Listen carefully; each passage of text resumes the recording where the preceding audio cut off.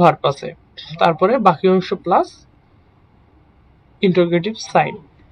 তো এটা ছিল কি ইন্টারোগেটিভ সেন্টেন্সের গঠন। কিন্তু ইমবেডেড কোশ্চেনের গঠন প্রণালী হচ্ছে একটু ভিন্ন। কেমন ভিন্ন? ইমবেডেড কোশ্চেনের দুইটি অংশ থাকবে। প্রথম অংশে কি থাকবে? যে কোনো একটা ক্লজ থাকবে, সেই ক্লজটা কি হতে পারে? অ্যাসার্টিভ হতে পারে অথবা ইন্টারোগেটিভ ক্লজ হতে পারে। আর এই সেন্টেন্সে ইমবেডেড কোশ্চেনে ডব্লিউএস কোশ্চেনটা সবসময় মাঝে থাকবে। আর এই ডব্লিউএস কোশ্চেনটা একটা কানেক্টরের কাজ করবে। কিসের কাজ করবে? একটা কানেক্টরের কাজ করবে। এই যে এখানে একটু ভুল হয়েছে, এখানে কি হবে? ডব্লিউ হবে, তো ডব্লিউএইচ হবে। তো আমরা এখানে যে গঠনটা দেখি, তাহলে কি হবে? প্রথমে যে কোনো একটা ক্লজ থাকবে, সেটা অ্যাসার্টিভ হতে পারে, ইন্টারোগেটিভও হতে পারে। তারপরে কি থাকবে? ডব্লিউএইচ ওয়ার্ড থাকবে, তারপরে সাবজেক্ট থাকবে, তারপরে ভার্ব থাকবে।